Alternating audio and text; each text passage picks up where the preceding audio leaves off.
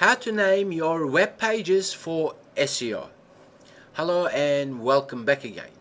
In this video session, I'm going to show you how to name your web pages and a smarter way to name your web pages. Now, what you're seeing on the screen is for this video tutorial session, as in this training course.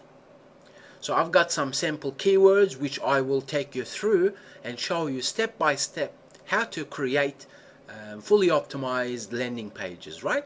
Surely it's a sample site, but nonetheless it will give us enough knowledge to be able to rank any keyword and optimize any landing page and website. Okay, so now that we've got that out of the way, let's have a look at how we can better name our web pages, because we know Google looks at the URL as a strong indicator as to what your landing pages are about. Now, knowing that, if I was to then say, okay, I want to target this keyword, these keywords, and these keywords, and so on, because we've done our keyword research, then it would be only logical for me to start naming my URLs along these lines, meaning having the keywords precisely in the web page, because that will be the URL as far as Google is concerned. Okay, so knowing that, what about if I was to name my web page as what we're seeing now? Okay, why don't I do that when I know that these keywords are being searched? Because I've seen this when I was doing my keyword research, for example. Now let's call these long-tailed keywords, and let's call these short keywords. Now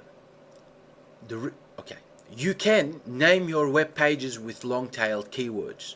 Actually, it is smart to do so if you're pumping out a lot of blog posts on your website. Okay, because blogs are a little bit different of an online business rather than, let's say, you're selling products or services and so on. Okay, so therefore I would encourage you to precisely target long-tail keywords if you're pumping out a lot of blog posts.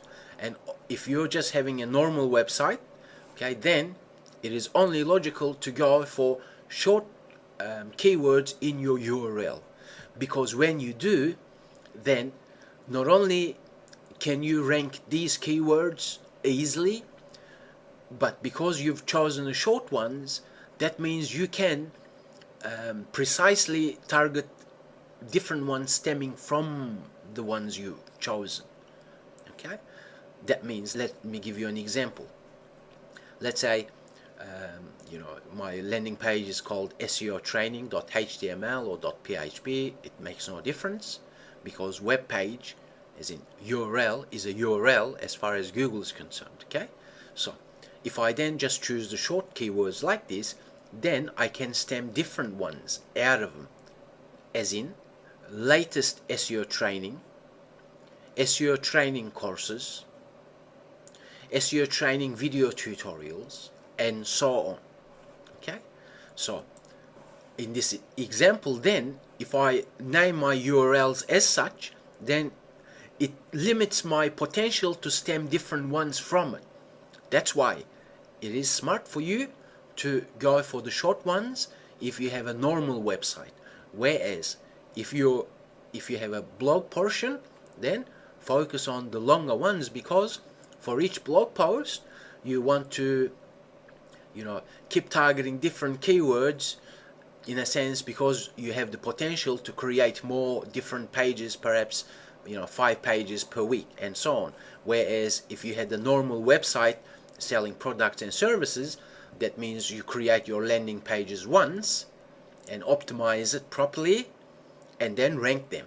Whereas blog posts, you can keep every week target different ones, because that will consistently change for you. Okay, so that's what you need to think when you want to name your web pages. Also, what if we have a site that's running e-commerce or selling products or offering services and so on. And let's say we have a medium-sized website or a large website. Okay? Because what I've shown you before is perhaps pretty basic.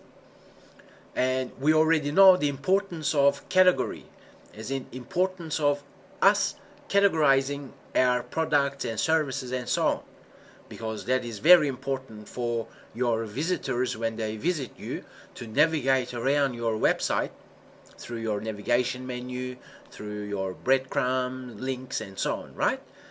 So therefore it is smart if you are running an e-commerce site and you have a large website or a medium-sized website with lots of different products, lots of different services and so on, then you need to start thinking a little bit different when you want to name your web pages. In a sense, if you have lots of products that falls into different categories, then instead of just having lots of pages, which will get confusing for everyone involved, including Google, okay, then it is only intelligent for you to categorize them and use folders, and within the folders put your important keywords.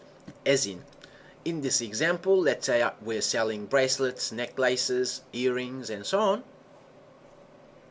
Then let's say, as far as necklace is concerned, let's say you have 50 different products. Okay, then you need to sit back and start thinking, okay, how do I categorize them?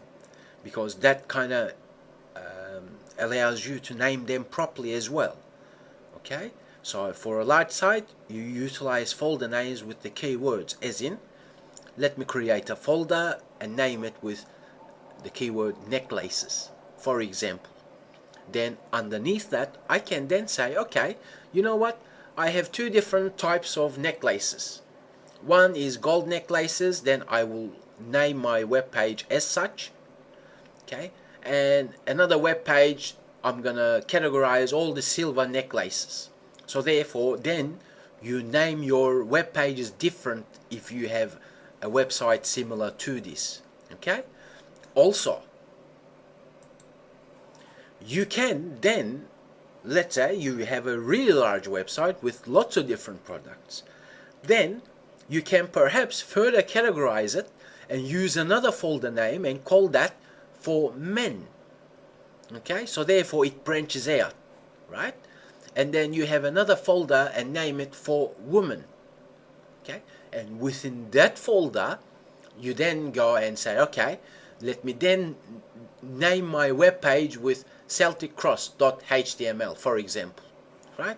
Or for women, triangle.html, knowing you're selling the triangle necklaces on this page, whereas on this one you're selling Celtic cross necklaces. But think of it like Google here, because we know Google looks at the URL as an important signal.